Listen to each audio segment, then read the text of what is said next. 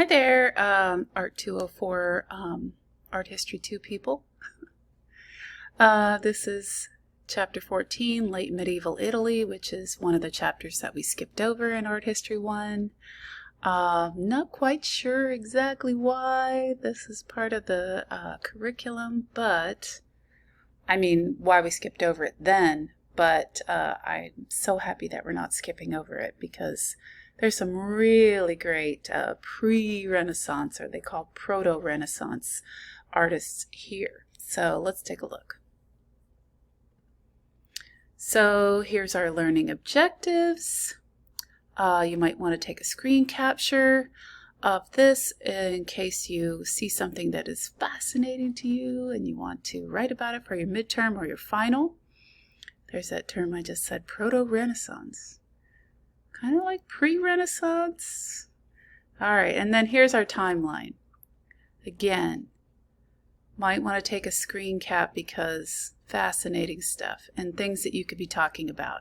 And I love that, in the Renaissance we talked about the Quattrocento and the Cinquecento, and here we have Duecento, Trecento.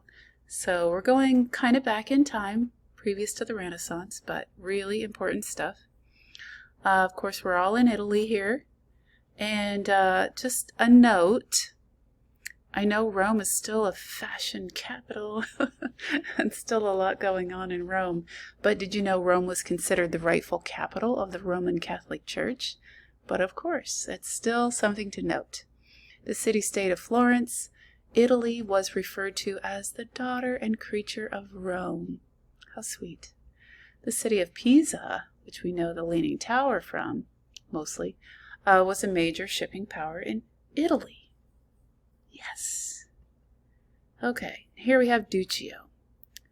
All right, Duccio. Duccio was our first big star in this time period. Notice the loosely curved folds of the garments in Duccio's Virgin and Child enthroned with saints. That's this. Also known more popularly as the Maesta. These are derived from the French Gothic style. The characteristic of Duccio's figures in the Maesta that originates in Byzantine art is formality and symmetry. So obviously if we divide this frame in half and we basically have equal sides, that is symmetry. Okay? The work that derives some of its technical effects from the products of the silk trade in the 13th and 14th century Italy is Duccio's Maesta. So here we're talking about the gold and the pigments in the paint. So these are really bright colors. It's because they were right on the silk trade line, which is pretty cool.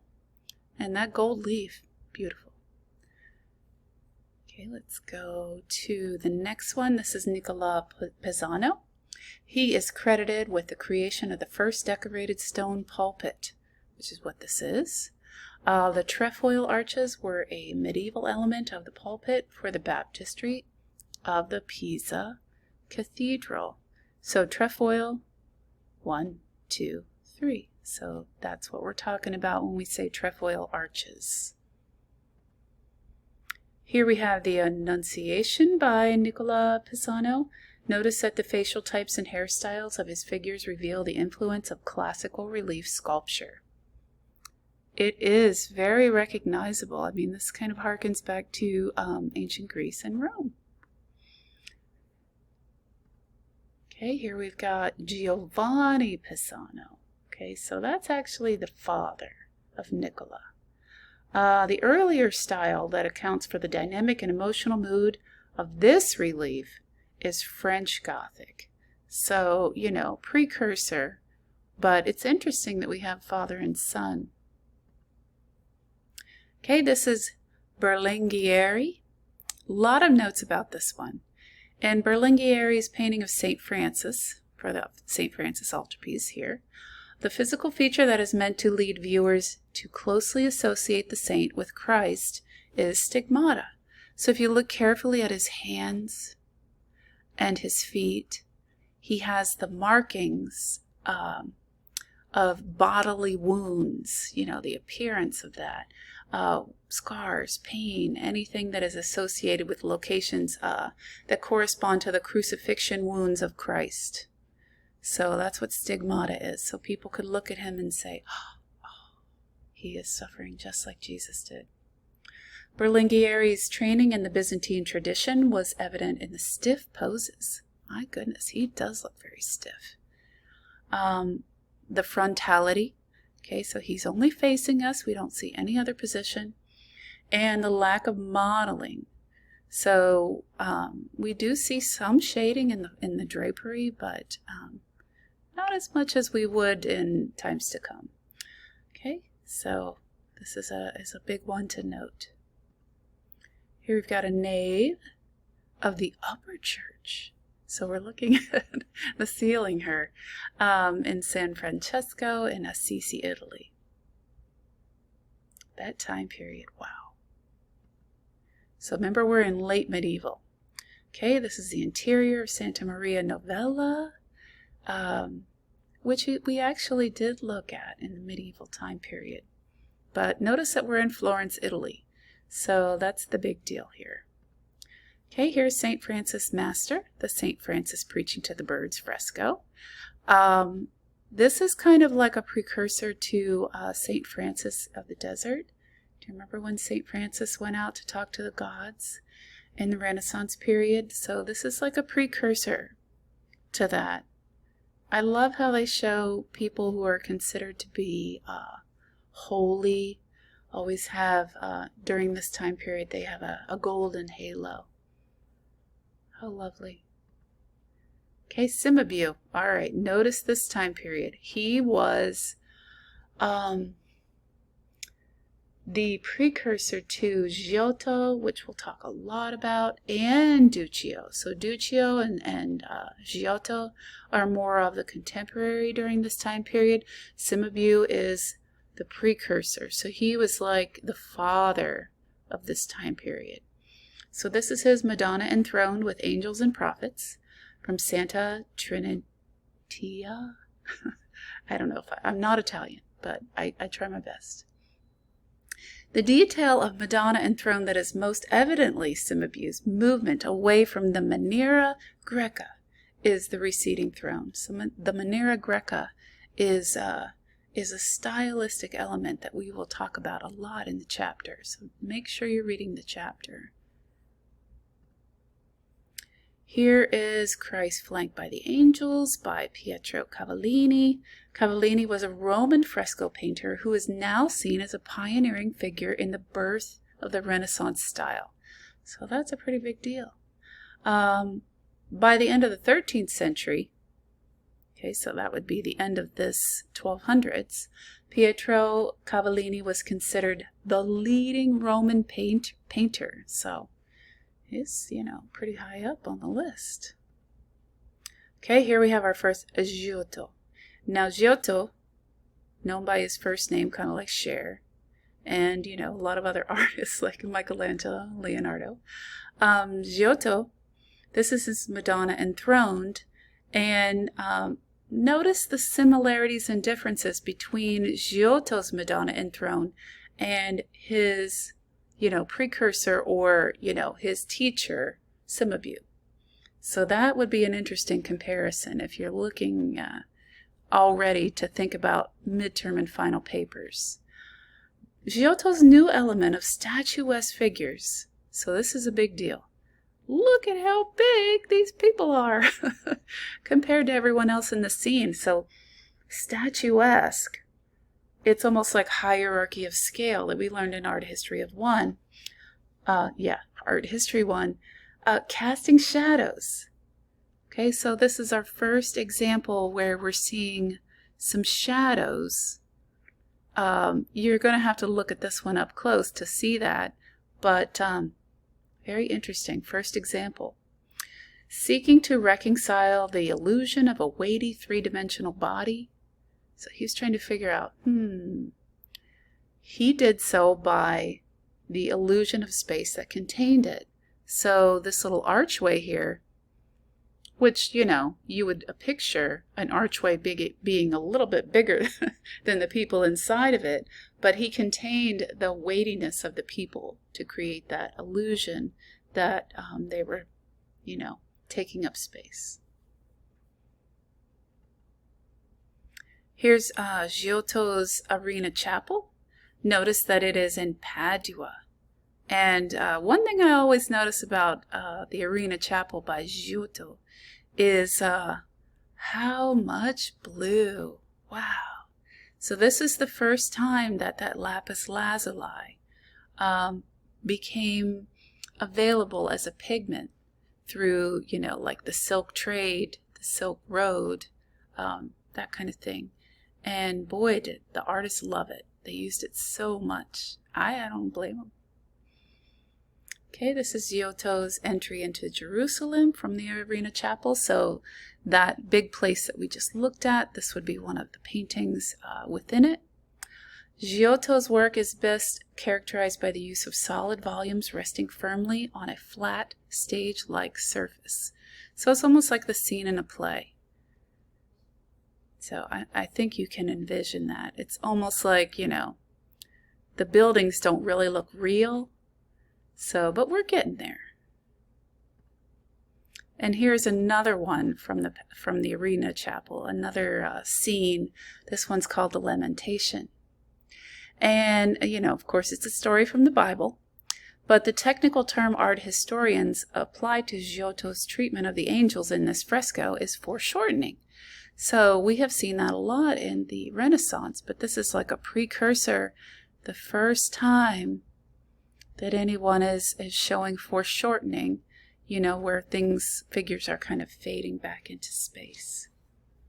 Pretty impressive for 1305. And here is another Giotto from the Arena Chapel. I remember my art history professor, Giotto always makes me think of her. So I was like in my early 30s when I went back to school, and she was in her early 40s and hadn't gotten a master's in art history. And now her big thing was, you know, this early Italian art.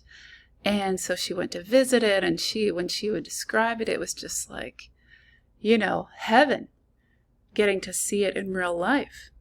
So here, Giotto's innovation is that he represents a departure from the Italo-Byzantine style because he shows some of the figures from the back, and we hadn't seen that before. Okay, here is Duccio's. This is the back of Maesta. So Duccio is also the painter who created the back of the Maesta altarpiece, just in case you were wondering. And then here is a panel from the back of the Maesta. So much work went into it. Okay, this is the entry into Jerusalem from the Maesta on the back. And here is the betrayal of Jesus. This is one that people talk about all the time.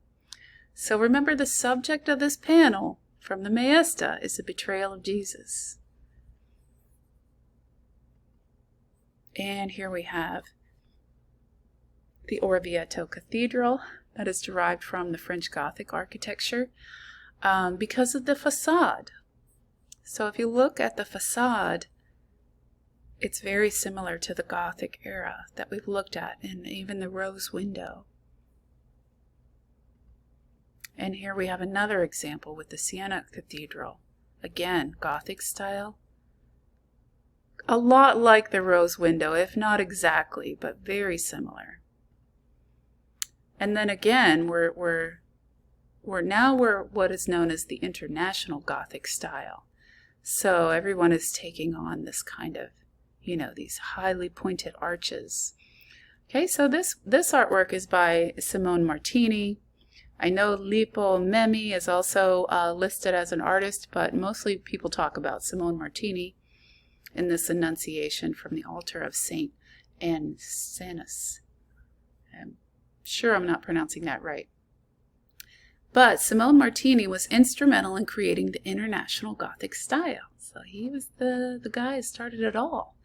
The presentation of the main figures in Simone Martini's Saint Sonus altarpiece is most likely guided by chivalric etiquette. Usually don't say chivalric, right? We usually say chivalry. But chivalry is defined as the combination of qualities expected of an ideal knight. And we still talk about that term to this day. And so what it meant was courage, honor, courtesy, justice, and a readiness to help the weak. So something they used to teach in the Boy Scouts, I think. The etiquette of chivalric courts may have been inspired by Simone Martini's rendition of Gabriel in the Annunciation, which is this piece. See him on his knees. And it was a phenomenon at the time. Everybody talked about it. It was like, woo! It's the greatest movie on Netflix. Not really, but you know what I mean. Okay, and this is Lorenzetti's Birth of the Virgin. Another big famous piece. The setting is the interior of an upper class house. So this was considered, what it would look like if you went into an upper class house in 1342, which is always fascinating to me because there wasn't photography, so we have to rely on the artist's take on what things really looked like. In addition to spatial illusionism, the innovation of worldly realism appears in this painting. So, worldly realism. So, worldly kind of means Europe, because there wasn't really any connection beyond Europe. So if you traveled to different cities and you used, what the artists were, what the most up-to-date thing was, then you were considered worldly. So just a note. Here we have a Palazzo Pubblico. The civic life of the Sienese in Siena was the subject of the frescoes commissioned for the Palazzo Pubblico by the Sienese government. So mostly people are more familiar with the interior of this building, and it was secular. So it's about government. So here's Ambrogio Lorenzetti's Peaceful City. This is a detail from his fresco of good government in the city and in the country, and pretty fascinating. So this is late medieval, an Italian painting that constitutes the peaceful country. That's going to come up next. We'll talk about that in a minute. And the rhetorical device that Lorenzetti employs to convey the message of his frescoes in the Sala della Pace, this is this location in Siena, is an allegory. So, or an allegory. People say allegory, allegorical. So it's just a story that has meaning, has a moral, and people would recognize what the story meant visually. So we remember that back to the days of illiterate people in Rome. All right, and then here is the whole room, Lorenzetti's Allegory of Good Government. And so we can see exactly what it looked like to enter the room. Look how big it is. Look at the doorways. This is 46 feet wide. I hope he got paid a lot. And here's Peaceful Country. Okay, so this was the first landscape since antiquity. So that is really important. It's weird too, because goodness gracious, since Greco-Roman times, this is the first landscape, so people were not painting what it was like to be outdoors. We had no idea what it looked like outdoors. So here we see it, and it's kind of cool to see what's happening. You know how the lands are being farmed. And then here we've got this little angel, and she's got a banner, and it says, "It's a promise of safety to those who live under the rule of law." Okay. They're pretty much begging you that, okay, we've got to have some rules, or it's going to go crazy. We're going to be too crazy. Okay, this is a huge artwork. This is mostly known as Duomo, because of the Duomo, because of the dome. And so let me tell you, a few things about it. So the Tuscan Romanesque revetment of the Florentine Duomo brings it closest to the early Christian architectural tradition. So we're going back into medieval times, and so that was the tradition that it kind of, kept going. An admiration for classical art first appeared at the Florentine Academy in Italy, and Arnolfo di Cambio, this guy, was the architect of the Cathedral of Florence. So that's what this is right here. Giotto designed the Campanile of Santa Maria del Fiore in Florence, so he was also involved in this building. But remember, it's the Duomo. So what's weird is this guy who did this dome had no previous architectural experience. And yet he created this amazing building. I mean, basically just the dome, but still incredible. Okay, and here we have Arnolfo again, di Cambio, and this is the interior of that same building, just as gorgeous inside. Here's another thing that he did. And so starting with the Duomo, he got a lot of work. Here's the Palazzo della Signoria. Not sure, but I'm trying. Okay, here's Andrea Pisano. Okay, there's a lot of interesting things about this work. The Guild of Wool Importers commissioned Andrea Pisano's south doors for the Florence Baptistry. So there was a guild of wool importers that said, okay, let's get Andrea Pisano to create these doors.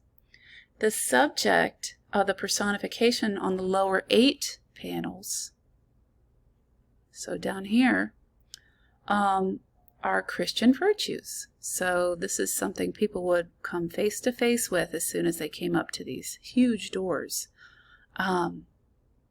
16 feet high.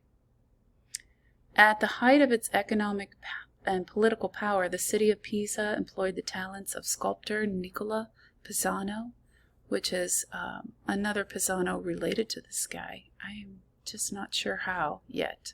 I'll look into it. And his father, Giovanni Pisano, which we talked about earlier in the lecture, he was a French Gothic guy. So his sons did something very different. I also want to note something else. So remember how we were talking about trefoil arches and how they had 3 curves? This is known as quatrefoil. So with the 4 curves. And it's interesting, now we are in Quattrocento. So yeah, 1300s. Quattrocento. Okay, here is sadly not noted enough in this lecture, Orcagna's Tabernacle. This is an incredible piece. Incredible. And here we have Buffalmacco. Okay, so here we have the Triumph of Death. A very recurrent theme. The scenes involving wealth and luxury in the Triumph of Death served as a warning against lust and greed. So, you don't want to do that. The approximate height of the Triumph of Death fresco in Camposanto is 20 feet. So, goodness gracious, very tall. Impossible to ignore, right? Same here, and this is another scene from Triumph of Death. And notice that it is in Pisa. Okay, that's an important note. And then here we have Doge's Palace in Venice, Italy. It is an example of late Gothic architectural style. Notice those Trecento arches. And we can tell that Gothic style, the high points. Okay, here we've got some additional notes. I think it's fascinating that the bubonic plague or the Black Death, only 25 million people died. I mean, we're having a new bubonic plague basically with COVID, but you know, the percentage of people who died compared to the percentage of people alive in the world is a lot different, but still crazy that the bubonic plague still exists. It's still around. So, you know, 800 years from now, will COVID still exist? Yes, probably. Crazy, crazy to think about. And here are some more discussion questions. If you're interested in any of these topics, you might want to take a screen cap. Okay, and that's it for today.